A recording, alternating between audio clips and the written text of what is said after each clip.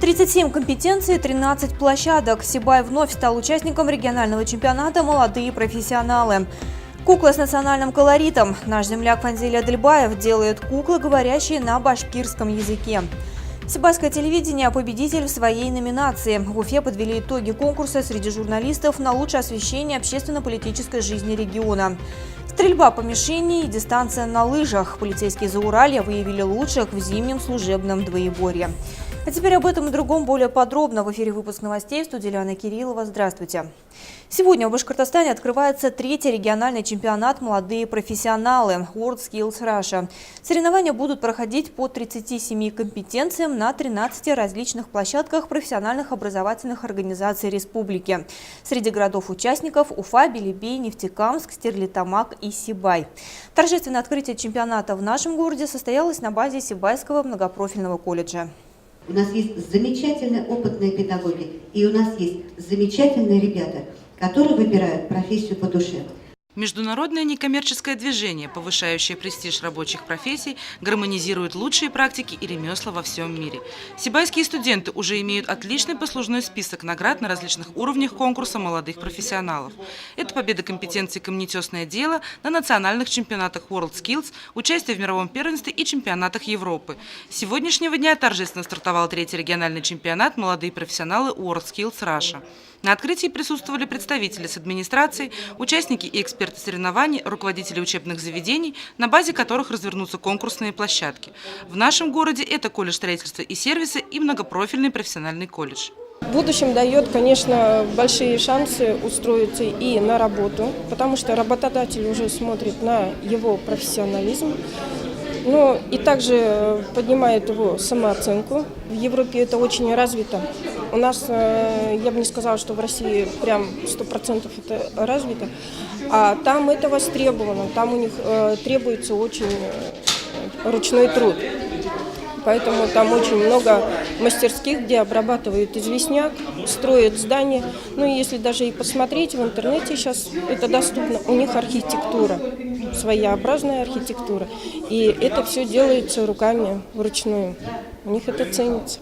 Будущим рабочим, которые принимают активное участие и проявляют себя в представленных на конкурсе компетенциях, интересуются не только люди, имеющие непосредственное отношение к специфике ремесла, но и потенциальные работодатели. Это особенно важный фактор для будущих выпускников, ведь деловые связи способны стать толчком в профессиональном развитии специалиста. На протяжении более 50 лет сотрудничаем с данным учебным заведением, активно сотрудничаем. Я вам напомню, что у нас более трети наших работающих на нашем предприятии – это выпускники данного колледжа. Почему я здесь?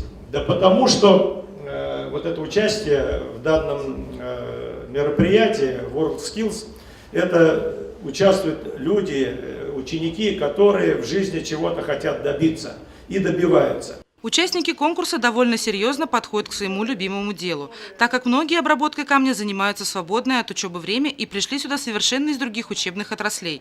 Так студенты, получающие образование в сфере обслуживания автомобилей и их ремонта, благодаря конкурсу молодых профессионалов всерьез задумываются о своем развитии в направлении камнетесного дела.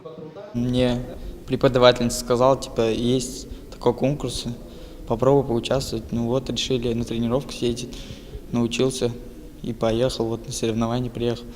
Ну, на будущее, хочу выиграть.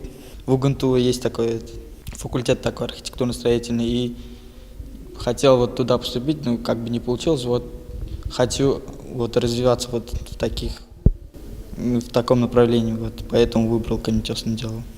Слова одобрения прозвучали в адрес заявившихся на региональный конкурс участников. Поддержка ровесника Рафаэля Яхина особенно важна для ребят, представивших конкурсные работы в компетенции архитектурная обработка камня.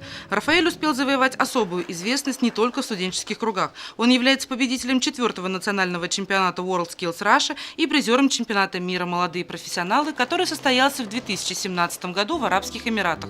Там юноша занял 3-е место. Не буду много говорить. Пожелаю удачи участникам, успехов. При выполнении заданий не торопитесь, делайте аккуратно, точно.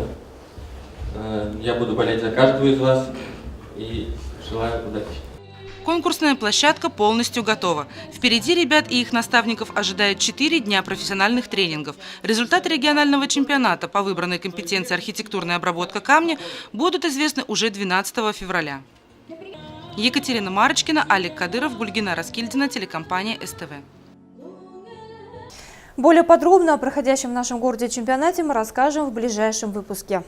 К другим новостям. Сегодня День российской науки. Именно 8 февраля в далеком 1724 году Сенат по настоянию Петра I издал указ об основании Академии наук. Дату сегодня отмечают не случайно. Она имеет для нас большое значение.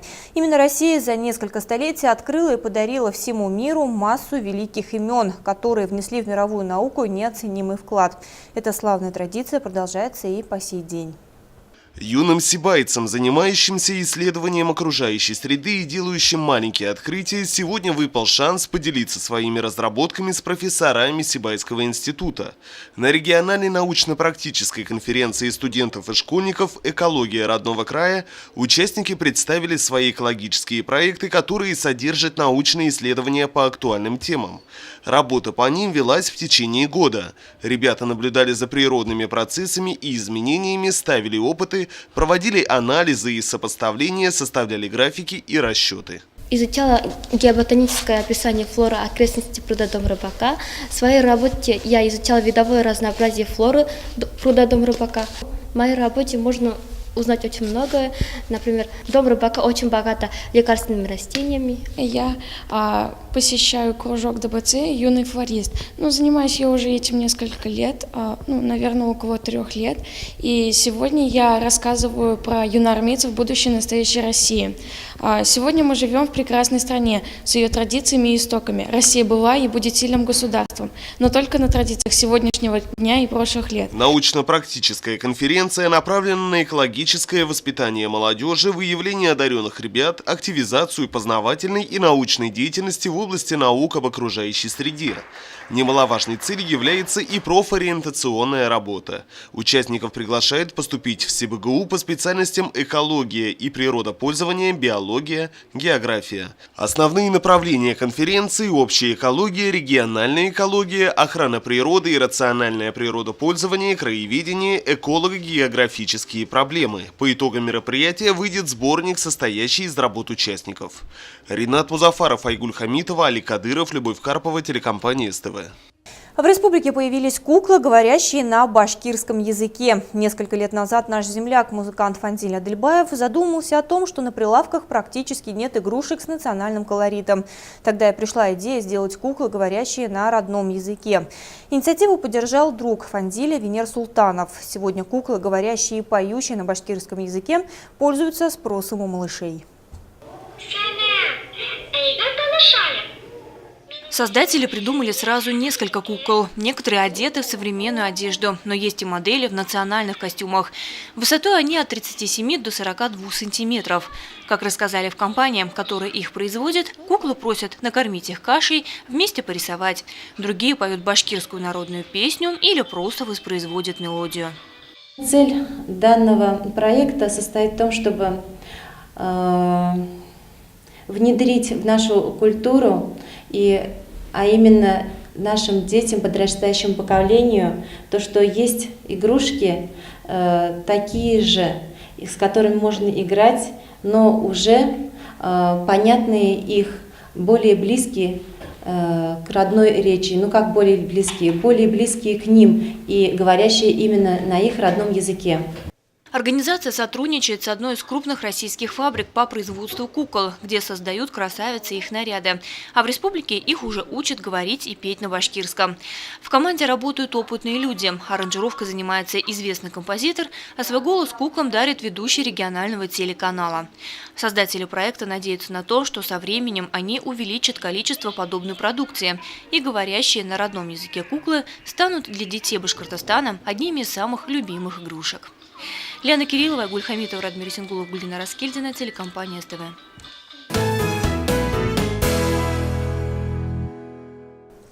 Стартовавшие с начала недели информационные группы продолжают свою работу. Накануне одна из групп побывала на Чайковского, 30. Мероприятие собрало на одной площадке сотрудников централизованной библиотечной системы, Центра народной культуры и досуга, Сибайской студии телерадиовещания. Встреча дала возможность участникам обсудить широкий спектр вопросов в формате прямого диалога с руководителями профильных ведомств. Более 70 встреч с представителями всех сфер рабочего контингента города, запланированные в период с 6 по 26 февраля, серьезно уплотнили график ведомственных руководителей города. Подобные мероприятия проводятся на ежегодной основе и преследуют цель проинформировать трудовые коллективы об итогах прошедшего года, а также обсудить насущные вопросы в формате прямого диалога с представителями муниципальной власти.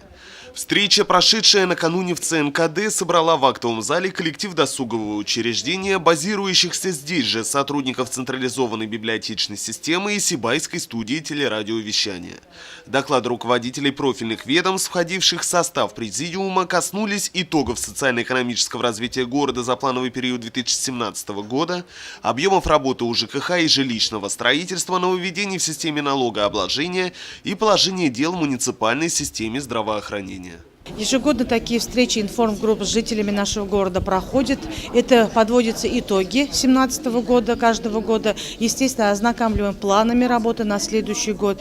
И выслушиваем проблемы наших жителей и ознакомливаем работой администрации городского округа города Сибай. Вторая часть мероприятия, как было отмечено ранее, предполагает обсуждение вопросов, поступающих из зала. Собравшихся интересовали качество обслуживания пациентов ЦГБ в амбулаторном режиме, состояние дорожного покрытия, отсутствие канализационных люков, списание задолженности, предусмотренной налоговой амнистией 2018 года и другое. Каждый вопрос обсуждался персонально и был взят на контроль руководством профильных ведомств. Действительно, со вчерашнего дня эти встречи начались. Мы сегодня проводим только вторую встречу.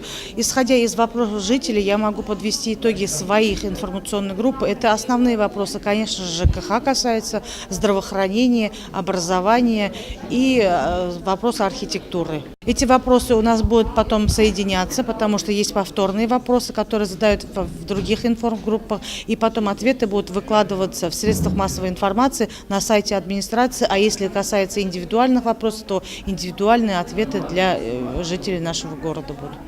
Для большей мобильности в городе создано 6 информационных групп, каждая из которых работает по своему индивидуальному графику. Подобные встречи состоялись сегодня с коллективом Башкирэнерго, стоматологической поликлиники, спасательного отряда, Сибайского колледжа искусств и другими. Ринат Музафаров, Алик Кадыров, Гульгена Раскильдина, телекомпания СТВ.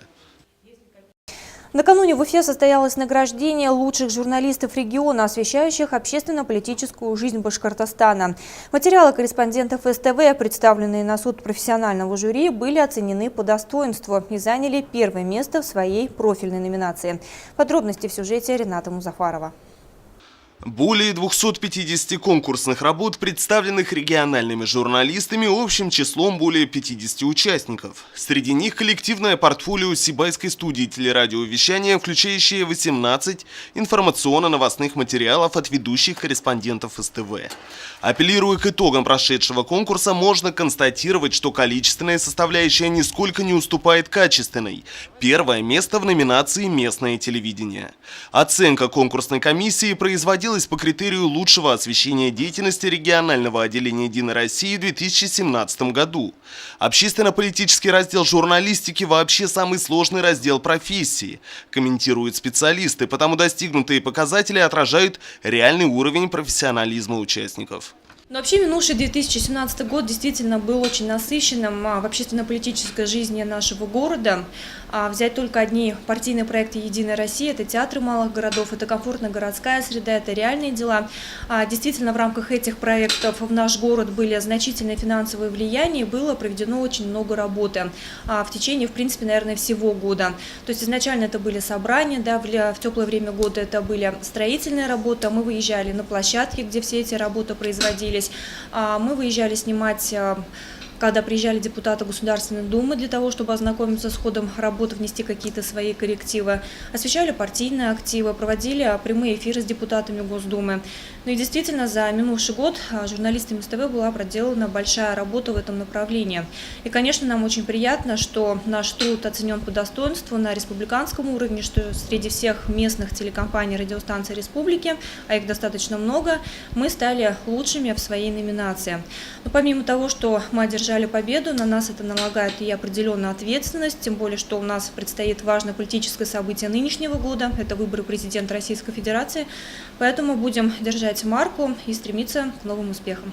Председатель конкурсной комиссии, главный редактор информационного агентства «Башинформ» Артем Валиев отметил, что качественный уровень высылаемых работ переживает рост с каждым годом.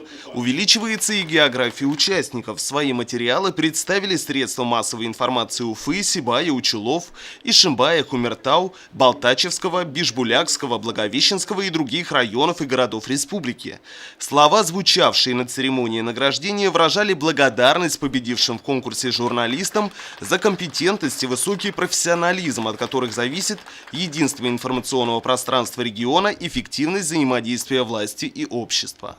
На сегодняшний день в нашей стране грантовая система очень сильно набирает обороты. И я думаю, что наша телекомпания не должна оставаться в стороне. Мы обязательно будем принимать участие в конкурсах, в различного рода грантах, потому что именно это приносит мало того, что показатель телеканала, но еще и какую-то материальную поддержку. И я думаю, что мы обязаны просто заниматься дальше грантовой и конкурсной работой. Буквально вчера в Уфе наша телекомпания получила диплом первой степени в номинации «Местное телевидение» за лучшее освещение деятельности партии «Единая Россия». Диплом первой степени уже говорит о показателях нашего телеканала, потому что мы действительно можем конкурировать с такими телеканалами, которые находятся на уровне республики.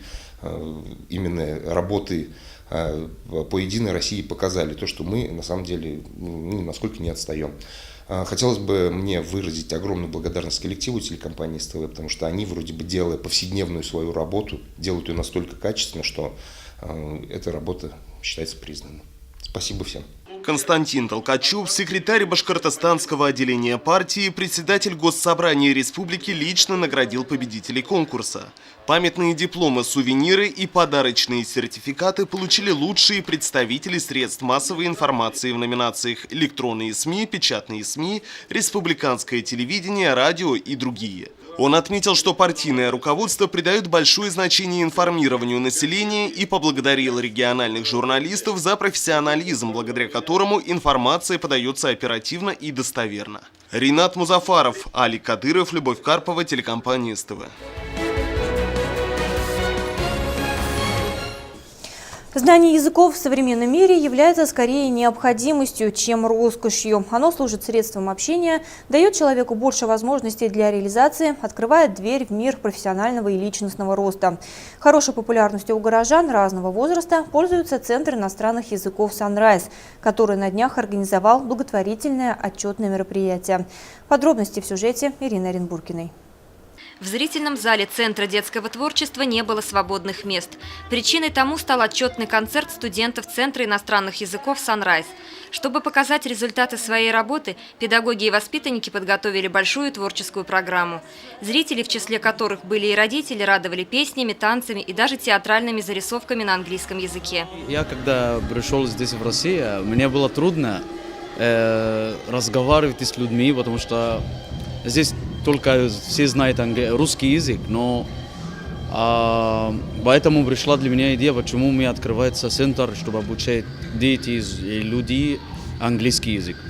От этого мы начали с один ребенок, его зовут Вову Владимир. А через 3 года мы стали, у нас есть около 615-16 человек, учатся за всех возрастами. Сегодня мы хотим показывать для всех родителей, как в 3 года, что случилось и как какой наш результат в это время. В планах руководства расширить масштабы центра, открыть дошкольные классы по изучению английского, а также курсы по изучению немецкого, французского и китайского языков. Значимость изучения иностранных языков и их популяризацию в нашем городе подчеркнула заместитель главы администрации по социальным вопросам Гузели Шимгулова. Вот мы сидели и смотрели, мы поняли, что вы большая одна семья. И когда я спросила, сколько же детей у вас занимается, мне сказали 618. Вы знаете, у нас не в каждой школе такое количество детей-то имеется. Вам за это большое спасибо. Я хотела бы сказать большое спасибо тем родителям, которые понимают и вкладывают в детей. И это правильно, потому что эти знания обязательно будут у нас с детьми. Спасибо вам и за это большое. Языки международного общения более перспективны, в отличие от других. Это понимают и воспитанники центра, которые подходят к вопросу изучения английского осознанно. Многие приходят в Sunrise для того, чтобы сдавать экзамены вот, в каких-то таких формальных целях, но мне просто нравится английский язык, и я услышал о Sunrise вот, и просто пошел туда. И мне очень понравилось, кстати. Они стараются преподносить материал очень доступно и понятно, чтобы нам также интересно было. Мы также играем на уроках. Бывают игры на английском языке. Вот. Мне очень все нравится. Изучение языков, я думаю, помогает людям путешествовать и дает возможность в разные страны ездить. Также английский язык позволяет поступать на престижные работы, потому что в данный момент английский язык очень востребован в 21 веке. В завершении мероприятия были отмечены победители конкурса блогеров на английском языке и студенты, ставшие победителями и призерами внутренней олимпиады. Каждый ученик получил сертификат об успешном окончании учебного курса. Все средства, полученные от концерта, организаторы направят на помощь в лечении Романа Новикова. Ирина Оренбургина, Алик Кадыров, Любовь Карпова, телекомпания СТВ. И последнее. В Сибае состоялись зональные соревнования по зимнему служебному двоеборью среди отделов МВД России по Зауралью. В состязаниях приняли участие представители 10 районов республики.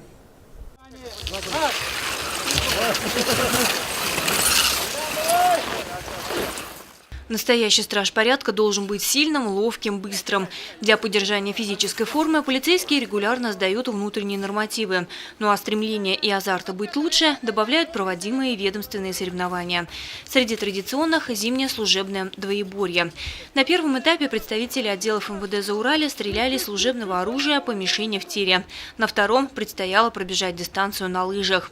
Полицейские в очередной раз подтвердили свою квалификацию, показав хорошую физическую подготовку. Вот в рамках данного плана мы проводим сегодня такое мероприятие. Выявляем сильнейших, лучших, которые дальше будут представлять свой отдел на республиканских соревнованиях. В принципе, для этого и проводится, потому что сотрудник полиции всегда должен быть в хорошей физической форме, как и в плане знания нормативных документов, так же и в хорошей физической форме, чтобы мог достойно защищать права граждан. Из 10 команд в общем зачете, выступивших в служебном двоеборье, абсолютным фаворитом стала команда отдела МВД России по Белорецкому району. Второе место по количеству набранных очков получили полицейские Баймакского района, а сотрудники Сибайской полиции с доблестью отстояли 3-е почетное место. В личном первенстве таблица фаворитов выглядит иначе. В 3 категориях из 4 наши стражи порядка стали абсолютными победителями. Так, в категории среди женщин лидирует старший следователь следственного отдела Лариса Гудкова. В категории от 35 лет среди мужчин фаворитов сотрудник патрульно-постовой службы Аглям Муртазин, старше 40 лет подполковник внутренней службы Владислав Васильев. Лена Кириллова, Екатерина Марочкина, Алик Кадыров, Любовь Карпова, телекомпания СТВ. И это вся информация на сегодня. Хороших вам новостей и всего доброго. Увидимся.